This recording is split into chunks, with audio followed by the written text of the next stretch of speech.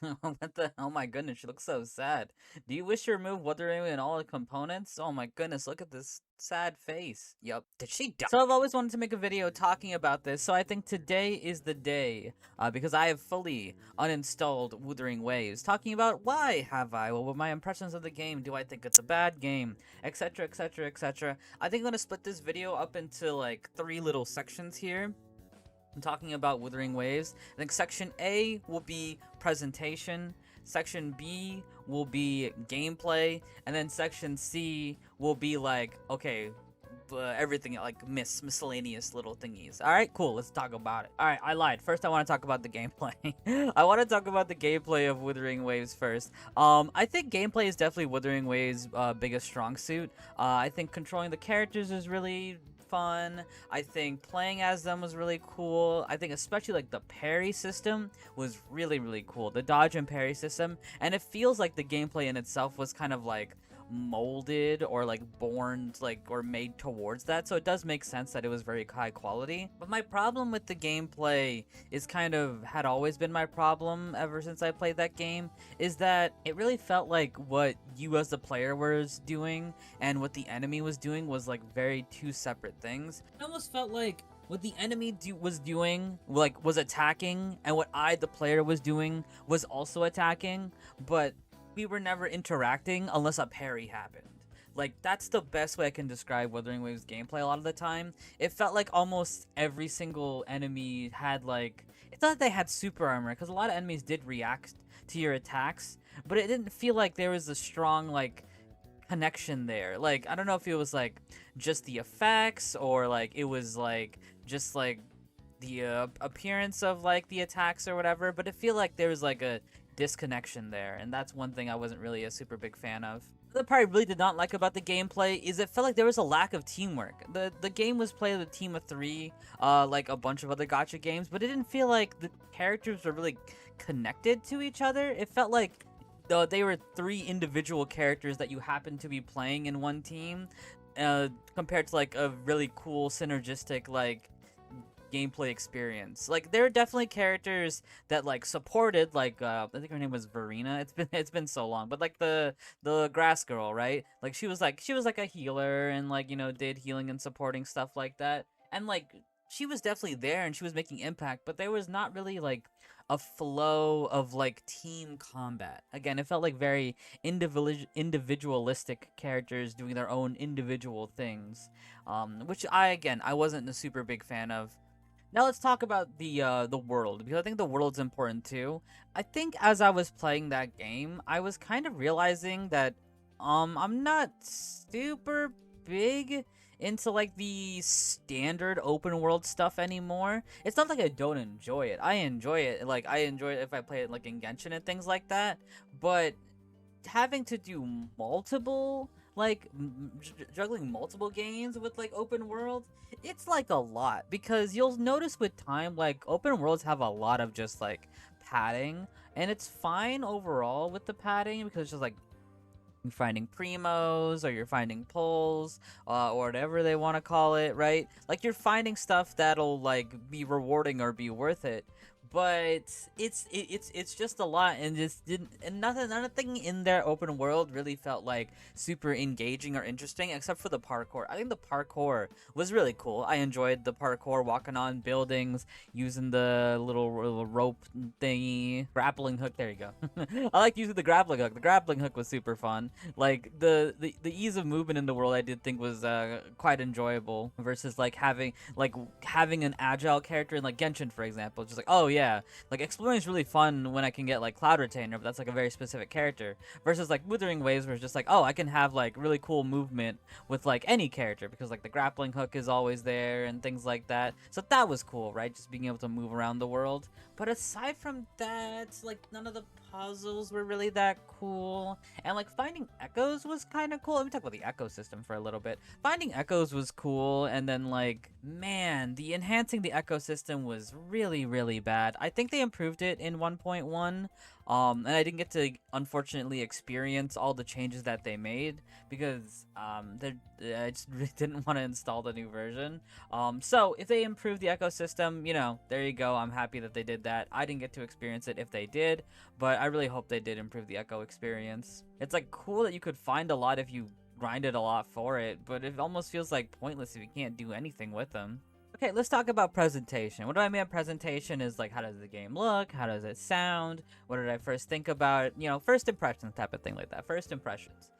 First impression, you know, and I think it was just kind of fine. I think the environments just look a bit dull. I know that's the kind of vibe that they're going with. It's kind of like, you know, a little bit more like the worn-torn kind of idea here with a lot of the environments and how the state of the world is, you know, like post-apocalyptic kind of vibe it has going on there. There's a lot of gacha games that do that, right? That post-apocalyptic vibe. Personally, for me, not into it. I think I'm done with the post-apocalyptic guide or vibe in games, and this is, to me, it was just like, oh, this is just another post-apocalyptic world, and I just feel like it's kind of dull. That's just my 2 cents. That's just my opinion on it. It wasn't for me. It wasn't for me. It really was not for me. Characters, I felt pretty good about the characters. I think the character designs are definitely the best part about the characters. They look absolutely fantastic, especially the characters that started to come out in 1.1. I forget the 2, but it's like the Phoenix Girl. Tell me in the comments. I don't know their names. But like the Phoenix Girl looks super cool, and the there was one of the characters released right before the Phoenix Girl that also was really cool. But the ones, yeah, anyway, the two, oh yeah, it was the girl with the eyebrows, right? Okay, actually, no, I'm feel 50-50 about her. I'm not the super biggest fan of her. Her dragon was super cool. Her dragon was really, really cool, and I thought that was really awesome. Anyway, so the character designs, absolutely amazing. Not amazing. I think they were cool. I don't know. They're good. Sometimes they can get a little bit weird in the design, but overall I'm positive about them. Overall I'm positive about the character designs, and I think that's something they do very well. All right, but let me talk about the big problem. The big problem, especially in version 1.1, is that story, dude. That story, that Wuthering Waves story, was atrocious. Okay, maybe I'm going a little bit too far when I say atrocious, but that Wuthering Waves 1.0 story, it was not, at least for me, it was not it.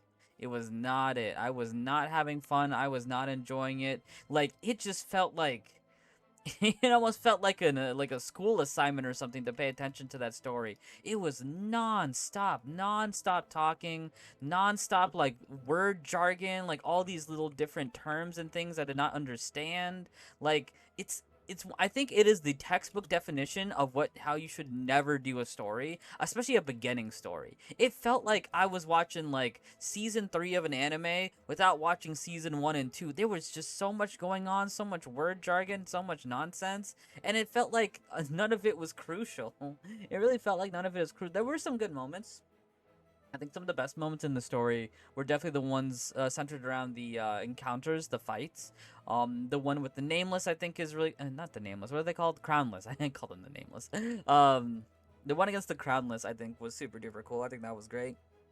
And the one against the final boss of the 1.0 story, I forgot what they're called, but it's when you unlock the second version of the Wuthering Waves main character. I cannot remember the name of that boss for the life of me, but it was pretty much the end of the 1.0 story. That was cool, but that was more so cool for like the set pieces and like how the battle went out. Like the actual story around it, like I couldn't care less. I genuinely could not care less. Like I think it really is the broad definition of just how you should never do a story. You should never like you should say too many like lore jargon words that nobody's gonna understand. It feels like they were obsessed with this idea that like people love lore and people love story and people love talking about it, but it's just like that takes time. Like people need to fall in love with your story first before you start introducing like different lore stuff, you know. You do that you do that after people start liking your story, not as the introduction into your story, you know. The cool lore stuff needs to be like interspliced in there. I don't know, that's just my 2 cents. Okay, I'm ranting a lot about the story because I think in general, I think that was genuinely the worst part about it. in general, genuinely. Okay, I'm just talking like an idiot. But yeah, that was the worst part about the game for me, for sure, was the story and like my first impressions of the story. Really remember any of the tracks. Most of the tracks were like ambient pieces for the world, and none of the battle tracks I really remembered that much. They were just kind of fine, nothing bad about them, but again, not super duper memorable either. And it comes with the first impressions as well, the performance issues and the glitches. I had my share of performance issues and glitches, a lot of lag, a lot of slowdown. In terms of glitches, I had so many glitches, unfortunately. I was playing Calcharo a lot. I literally had a glitch where he just started T-stancing. Just I summoned his like stand type thing, and then he just started T-stancing. It was hilarious. It was funny, but like the game being full release and and me having a character T-stance is like that's not really what you kind of want to see. At least I don't think so. I really don't think that's probably what you want to be seeing. All right, and now for our third section, let's just talk about in general, right? Let's just talk about in general, just like overall kind of feelings about the game. Um, I think Wuthering Waves' biggest issue, and I think its biggest problem, and something that I was definitely feeling, is I think it really struggled to find its own identity or find its own thing it wanted to do. It felt like it was just doing things that other games were and have been doing without really doing anything new. Like, the only thing. Because even, like, the one of the best aspects of that game, which I think is the parry system and the dodging system, it's not that revolutionary, right? Like other video games have done that, like Bayonetta, like maybe Nier Automata, Devil May Cry. They've all had these systems. It was just doing the system kind of like in a gacha game, right? So nothing about that game was like holistically unique or holistically just like of their own. Like I couldn't point to something and be like, "Oh, bro, that's like a big like Wuthering Waves thing. Only Wuthering Waves will have this." Like I can't really say that, except like of course for the each individual unique characters, which like you could argue that like they're not holistically unique, but whatever. I'm not here for that. I'm not here for that right now. So I think that was its biggest problem. Speaking of the gacha, I guess I really haven't talked about it. The gacha was just fine. I don't know. I really have any necessarily big problems with the gacha. I mean, pity system was fine. Different banners were cool. I really like how they would constantly like give people free pulls and things like that, especially whenever they made mistakes. I remember there was this one time where they were like giving a free 10 pull to like it was like at one point it was like only a couple of players, like I think maybe like 1,000 or something like that, and then they eventually expanded that to giving the pulls for all players, and I was like, okay, that's really cool, and I'm happy that they did that. So at least they have a good track record of listening. At least it seems that way. Again, I didn't get to experience a lot of 1.1. Most of my impressions are the first impressions from 1.0, where like of course it would be like needing the most work. But I think that's why I'm making this video, because it's just like, okay, the game came out a good amount of time ago, so I feel like the people who have stuck with the game have stuck with it, and the people like me who are kind of like, all right, I'm kind of done with this game, I got my impression of it and it's not for me, that that's happening as well, so it's good to talk about. And the last and maybe the biggest thing of this kind of other segment is the elephant in the room, which is the game I've been playing in the background right now, which is, yeah, Zenzola's kind of came out, and it's really good, and I really like it, and it's really fun. And I think, at least for me personally, it was the final nail in the coffin. The final nail in the coffin of me playing Wuthering Waves was Zenzola's coming out. I didn't know what type of game Zenzola's was gonna be when it was getting teased. I was just like, what type of game is this for? Or like, what type of game are they doing? But actually playing it, getting to experience it, it has a lot of things that I enjoy, and actually there's a lot of close relations that it can have with Wuthering Waves. For example, one of the best parts about Wuthering Waves was the parry system and the dodging system, and this game has a parry dodge system too, and in my opinion I think I enjoy it a lot more. Not specifically the parrying and the dodging, I think they're just kind of like equal in their own different, well, they're just different in their own unique ways. One's not bad or worse over the other, they're just different. But the team mechanics, I feel like, are just so good. Like, maybe they're a little bit forced. I can admit that. Like, maybe they're a little bit on the forced side because, you know, whenever you break an enemy's armor, like, you have to switch no matter what. Although I think they're changing that. Maybe it is a little bit forced, and I'm not gonna like deny that maybe it's a little bit forced. But it's just like just being able to like quick swap between them. It feels like every character is synergistic, even if they're not necessarily synergistic. Like it's just a good feeling to be like, oh yeah, the team that I made, making these guys work together. I can feel that. I really can feel that, which I think was something genuinely missing from Wuthering Waves. Is these characters really making a team together? It just felt like in Wuthering Waves, it just felt like all these different characters were just each doing their own different things, and they just happened to be on the same team. They just happened to be on the same team. Not that they wanted to be on the same team. It just they happened to be on the same team. And maybe it would change with time, you know, if they put more supports in and things like that. But just that, initially missing that, I just really, really felt like I missed that. And especially since Wuthering Waves has no, like, elemental system either. Like, you weren't really aiming for something. It was just that each individual character was doing their own attack gimmick without being influenced by anybody else in their party. I don't know. That was just a big thing I was missing in Wuthering Waves, and getting that like big in your face with Zenzola was huge, because that was a big thing I was missing. Alright, let's wrap up this video before I start talking your ear off with a nice little summary. What all did we talk about? So I talked about what I didn't really enjoy and what I did enjoy about Wuthering Waves in 3 different aspects. The first aspect was the gameplay. I did enjoy the gameplay in general, but nothing about it really was spicy to me or like really spoke to me. The gameplay was just very fine. I enjoyed it. It was serviceable, but it was nothing new or nothing I couldn't get in any other game. And even the best part about the gameplay, which is the parry and dodge system, it isn't necessarily super unique to that game. It's done very well in Wuthering Waves, but nothing about it was just super interesting or engaging. In general, gameplay was good, but it wasn't unique enough that I would keep playing it. Next up, we talked about the presentation, either first reactions or like what I thought about the initial story. Overall, very weak. I think presentation-wise is definitely the worst part about the game. All the glitches, all the slowdown, the mediocre at best story, it just was not it. My first impressions of the game, like, gameplay was really taking a heavy load.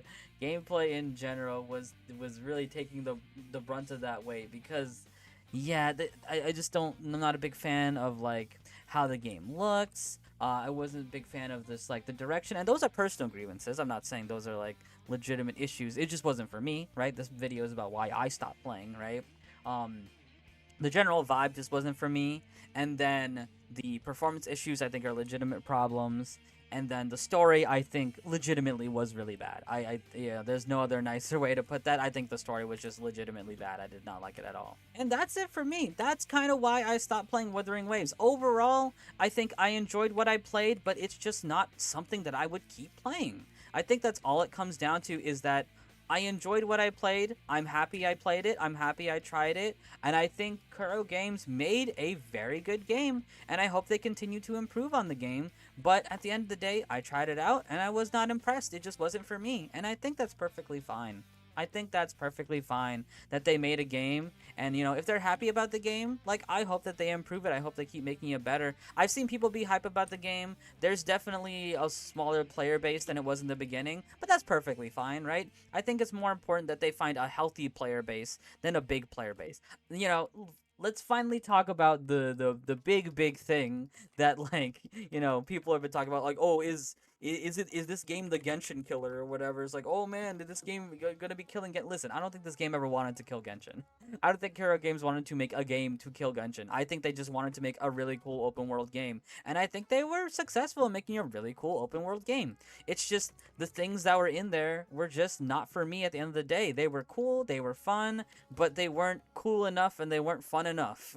And I hate to say that, because I do think the game is absolutely fantastic, but it just didn't have that spice. It was just missing that spice, that little bit of extra, that little bit of reason why I would want to play this more than any other game in my collection or any other game that I could have been playing, but it really just did not have that spice. That is it for me. Thank you guys for watching. Have yourselves a fantastic day. I'm gonna catch you guys next time. What did you guys think of Wuthering Waves? Did you like the gameplay? Did you like the story? Are you still playing it? Did you uninstall it? Tell me what you think in the comments. Let's start a conversation. Have yourselves a fantastic day. Don't forget to subscribe, like, all that good stuff. I'm gonna see you guys later, and peace out.